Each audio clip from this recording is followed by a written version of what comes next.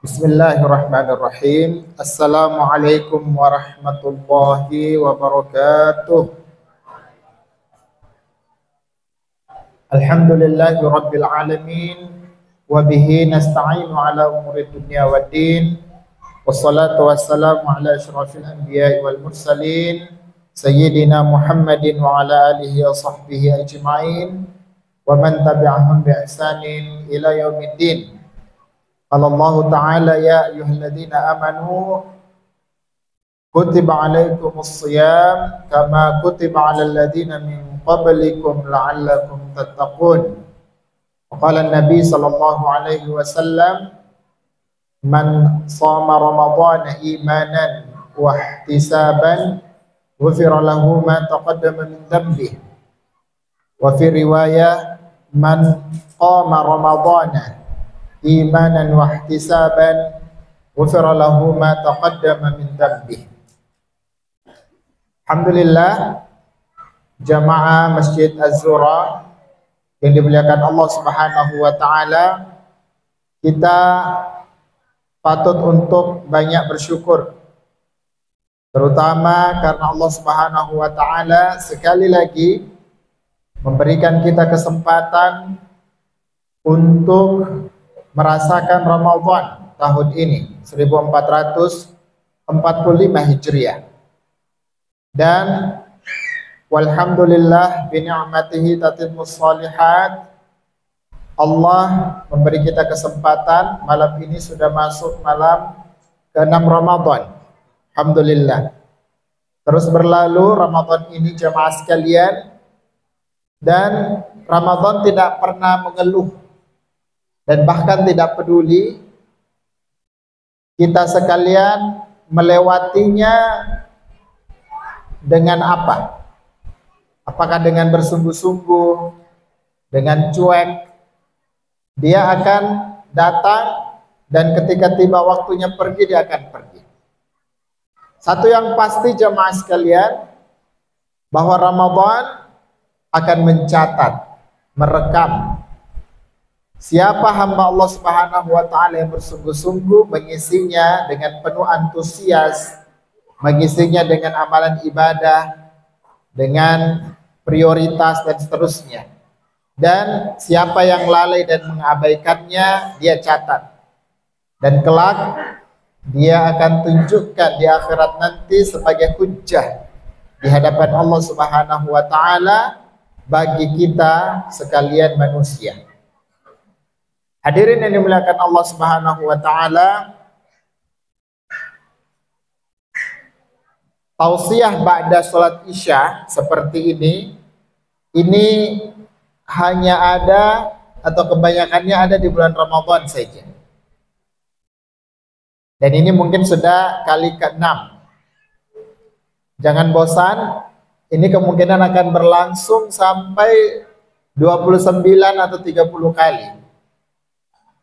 Nikmati saja, hadirin sekalian. Semoga ada faedah dan manfaat yang bisa dipetik. Tapi satu yang pasti,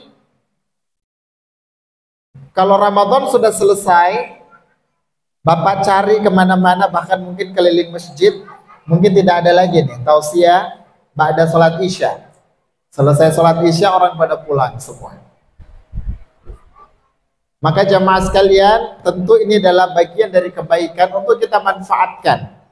Saling bernasihat, tanasuh bil haqqi bis sabar wa bil haqq. Ya, dalam kebenaran dan dalam kesabaran. Ketika Allah Subhanahu wa taala berfirman, ya ayyuhalladzina amanu kutiba alaikumus shiyam, hai orang-orang yang beriman, diwajibkan atas kalian berpuasa kama kutiba alal ladzina min qablikum, sebagaimana telah diwajibkan atas orang-orang sebelum kalian, la'allakum tattaqun, agar kalian bertakwa atau semoga kalian bertakwa. Dalam penggalan ayat ini yang paling masyhur. Sebenarnya di dalam Al-Qur'an yang berbicara tentang Ramadan secara khusus itu di surah Al-Baqarah bukan hanya 183 saja, tetapi 183 sampai dengan 187 atau 188, ya. Itu berbicara tentang ibadah atau perihal yang khusus berkaitan dengan Ramadan atau berkaitan dengan puasa dan sekitar itu. Tapi yang paling terkenal adalah 183 ini. Ya ayyuhalladzina amanu kutiba alaikumusshiyam kama kutiba alal ladzina min qablikum la'allakum tattaqun. Perhatikan jemaah sekalian, dalam ayat ini kalau kita menghilangkan satu penggalan kata dalam susunan kalimat itu tidak mengurangi atau tidak mengurangi pesan utama dari ayat ini. Allah Subhanahu wa taala berfirman, "Ya ayyuhalladzina amanu kutiba alaikumusshiyam," diwajibkan atas kalian berpuasa, la'allakum tattaqun, agar kalian bertakwa. Itu cukup dan sudah menegaskan pesannya. Kutiba alaikumusshiyam la'allakum tattaqun. Tapi kenapa Allah Subhanahu wa taala menyelipkan kalimat kama kutiba 'alal ladzina min qablikum, sebagaimana diwajibkan atas orang-orang sebelum kalian? Tentu dalam Al-Qur'an jemaah sekalian, jangankan satu kalimat atau satu kata, satu huruf pun itu mengandung makna dan tidak ada yang sia-sia dalam Al-Qur'an. Bahkan ketika kita bingung apa makna alif lam mim, itu tidak boleh dihilangkan dari Al-Qur'an. Kalau ada Al-Qur'an yang menghilangkan dengan apalagi dengan alasan ini nggak jelas maknanya, kemudian menghilangkan alif lam mim atau alif lam ra atau alif lam mim shad dengan alasan ini bukan kata, ini nggak ada maknanya, itu maka pasti Al-Qur'an itu akan dituntut, akan diminta dicetak ulang atau ditarik dari peredaran. Karena dia telah, kalau dia dengan sengaja dia bisa dituntut pidana karena telah melecehkan Al-Qur'an seperti itu. Dan dalam agama Islam, terutama dalam Al-Qur'an, mustahil dan tidak mungkin ada yang masuk di dalam komposisi komponen Al-Qur'an yang sia-sia dan tidak punya manfaat. Jadi jangankan satu kalimat, satu kata, bahkan satu huruf pun pasti ada hikmahnya, ada manfaatnya. Dan ketika Allah Subhanahu wa taala menyelipkan kama kutiba 'alal ladzina min qablikum, padahal pesan utama di ayat ini adalah perintah untuk puasa, dan ketika Allah Subhanahu wa taala berfirman ya ayyuhalladzina amanu kutiba 'alaikumusshiyam la'allakum tattaqun, itu pesannya kita sudah terima, instruksinya bisa kita pahami, diwajibkan atas kalian berpuasa agar kalian bertakwa, itu sudah cukup. Tetapi Allah menambahkan kama kutiba 'alal ladzina min qablikum untuk mengingatkan kepada kita bahwa ada dua hal. Bahwa yang pertama, setidaknya ada dua hal jemaah sekalian. Yang pertama bahwa puasa yang kita lakukan itu adalah kebiasaan orang-orang terdahulu sebelum kita. Sekedar kita tahu dan ingatkan kembali, umat Nabi Muhammad SAW adalah umat terakhir. Ya, jadi kita ini jemaah sekalian, yang dimaksud umat itu adalah kaum di mana di situ diutus Rasul, dan siapa yang mengikuti Rasul tersebut disebut sebagai umatnya.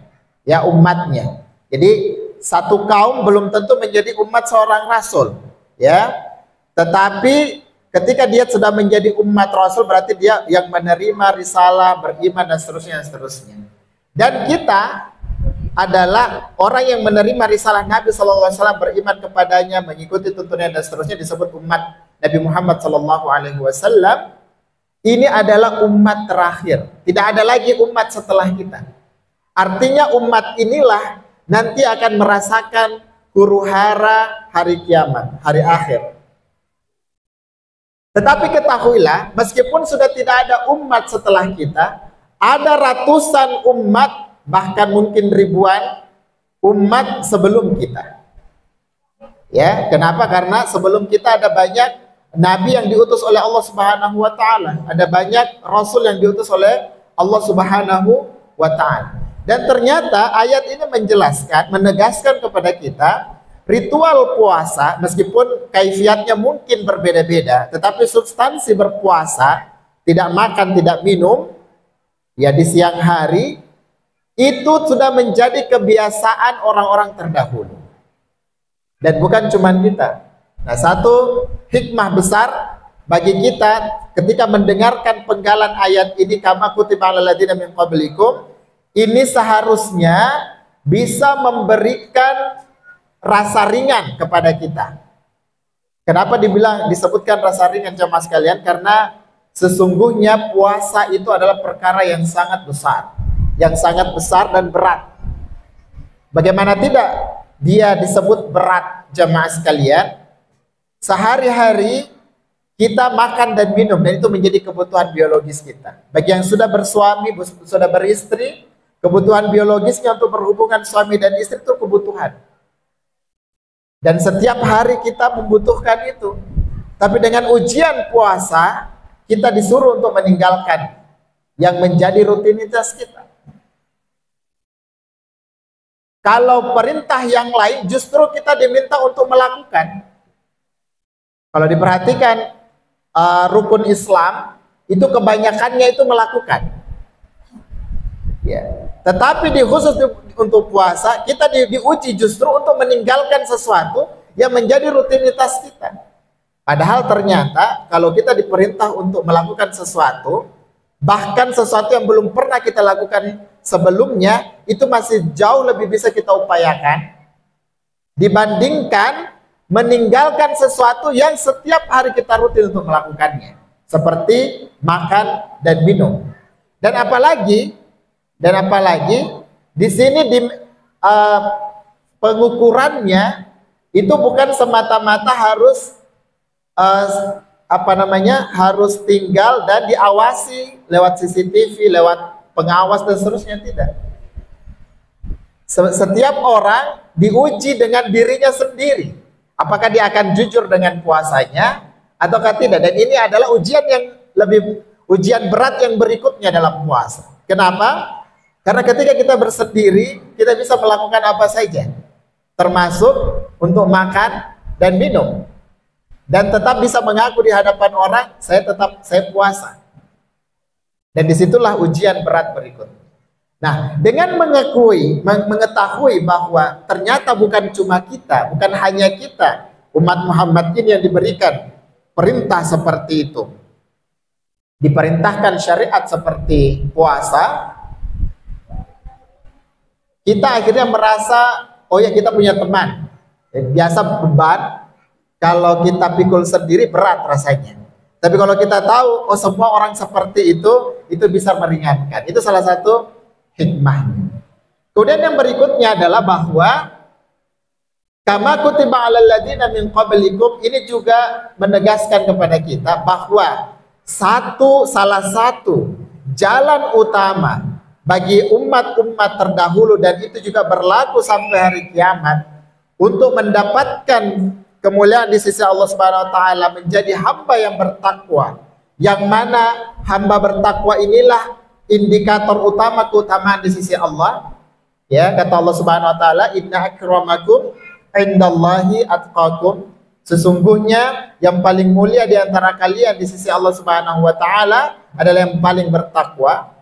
Nah, untuk mendapatkan gelaran at-taqwa ini, ternyata salah satu caranya yang dari dulu sampai sekarang dan sampai yang akan datang, itu dilakukan dengan puasa. Meskipun tentu setiap umat mungkin ada kaifiat puasa masing-masing. Nah, kita untuk umat Nabi Muhammad disebutkan sebagai kaifiat puasa yang paling ringan dibandingkan puasa umat-umat sebelum kita.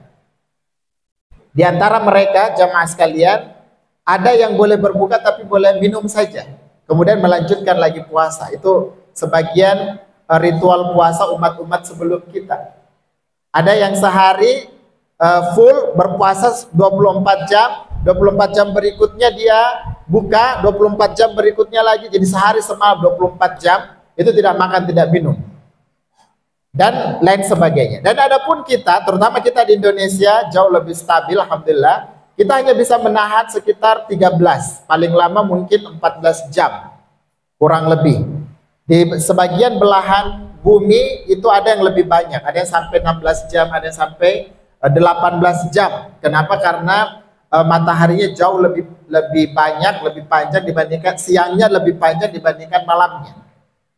Tentu pahalanya di sisi Allah Subhanahu wa taala berbeda-beda. Tetapi yang kita mau sampaikan adalah bahwa puasa adalah cara untuk meraih ketakwaan yang paling utama, sebagaimana yang Allah Subhanahu wa taala sebutkan. Dan khusus untuk bulan Ramadan, kita tegaskan kembali jamaah sekalian, bahwa di bulan Ramadan selain ketakwaan, maghfirah, pengampunan Allah Subhanahu wa taala yang kita kejar, yang kemudian menjadi sebab utama kita mendapatkan surga Allah Subhanahu wa taala. Jadi ketakwaan membawa kepada pengampunan Allah Subhanahu wa taala, pengampunan Allah Subhanahu wa taala membawa kita kepada surga Allah Subhanahu wa taala. Ketahuilah jamaah sekalian, tidak akan mungkin masuk surga seseorang yang apabila masih ada dosa atau kesalahan yang belum diampuni oleh Allah Subhanahu wa taala, sekecil apapun. Orang yang masuk surga sudah pasti semua dosanya sudah diampuni. Dan itulah salah satu hikmahnya, ada orang beriman yang terpaksa, waliyadzubillah, mereka beriman tapi terpaksa harus mampir ke neraka. Itu sebagai bentuk pencucian dan iqab, hukuman terhadap dosa yang dia lakukan dan menjadi sebab pengampunan Allah Subhanahu wa taala di akhirat nanti. Dia harus singgah ke neraka untuk merasakan hukuman dari perbuatan-perbuatan dosanya yang belum dimaafkan atau belum diampuni semasa dia hidup. Dan kemudian diampuni oleh Allah Subhanahu wa taala setelahnya, setelah dia merasakan api neraka, waliyadzubillah. Tetapi ketahuilah, semua mereka yang masuk surga pasti sudah mendapatkan maghfirah Allah Subhanahu wa taala. Dan ini kita bisa pahami dari firman Allah Subhanahu wa taala, wasari'u ila maghfiratin min rabbikum wa jannatin 'arduhas samawati wal ardh u'iddat lil muttaqin. Bersegeralah kalian wahai manusia kepada pengampunan Tuhan kalian dan surganya yang luasnya seluas langit dan bumi yang disediakan untuk orang-orang yang bertakwa. Di sini Allah Subhanahu wa taala menjelaskan, alladzina yunfiquna fis sarra'i wad dharra'i wal kadhiminal ghaidha wal 'afina 'anil nas wallahu yuhibbul muhsinin. Seperti itu ya. Nah. Kemudian Allah Subhanahu wa taala berfirman lagi, walladzina idza fa'alu fahishatan aw dhalamu anfusahum dzakarullaha wa fastaghfaru lidzunubihim wa ma yaghfiru dzunuba illallah ila akhir ayat. Dalam Al-Qur'an surah Ali Imran 133 sampai 135 itu dijelaskan, kita diperintahkan Allah untuk bersegera kepada pengampunan Allah dan surganya yang luasnya seluas langit dan bumi yang disediakan hanya untuk orang-orang yang bertakwa. Dan Allah Subhanahu wa taala menyebutkan siapa mereka, yaitu orang-orang yang berinfak saat dengan cara sembunyi-sembunyi atau terang-terangan. Wal kadhiminal ghaiza, yang menahan amarah. Wal 'afina 'anil nas, dan memaafkan manusia. Dan di ayat 135 Allah tegaskan, wa idza fa'alu fahishatan, ketika dia terjatuh pada perbuatan keji, dia kemudian ingat Allah dan memohon ampun kepada Allah atas dosa-dosanya, dan karena dia yakin tidak ada yang bisa mengampuninya kecuali Allah Subhanahu wa taala. Perhatikan amalan-amalan itu semua terkondisikan secara otomatis di bulan Ramadan. Ya, di bulan Ramadan amalan-amalan yang disebutkan dalam surah Ali Imran tersebut itu kita dikondisikan. Berinfak, kita diperintahkan untuk bersedekah di bulan Ramadan, kemudian menahan amarah. Sudah ini menjadi, bahkan sebagian ulama menegaskan ini bisa menjadi pembatal puasa yang tidak disadari sebagian orang, meskipun sebagian menyebutkan tidak sampai membatalkan puasanya, tetapi bisa mengurangi keafdolan puasanya, seperti itu. Kemudian memaafkan manusia, kita banyak berdoa, Allahumma innaka afuwun tuhibbul afwa fa'fu anni. Ya Allah yang Maha Pemaaf, mencintai orang-orang yang meminta maaf, maka maafkanlah kami. Kita menginginkan permaafan itu, maka maafkan pula kepada orang-orang. Dan banyak beristighfar. Kita diperintahkan untuk banyak beristighfar, dan oleh karenanya salah satu istighfar terbaik waktunya adalah di waktu sahur. Di waktu sahur jemaah sekalian, dan hanya di bulan Ramadan saja kita terkondisikan untuk mendapati waktu sahur dalam keadaan terjaga. Di luar bulan Ramadan, terutama bagi mereka yang tidak terbiasa puasa, itu pasti selalu tertinggal waktu sahur. Baru terbangun, terjaga ketika adzan subuh sudah berkumandang. Berarti waktu sahurnya terlewat. Di bulan Ramadan kita terkondisikan, dan di waktu sahurlah tempat terbaik untuk beristighfar kepada Allah Subhanahu wa taala. Kita diperintahkan untuk memperbanyak istighfar, terutama di waktu sahur.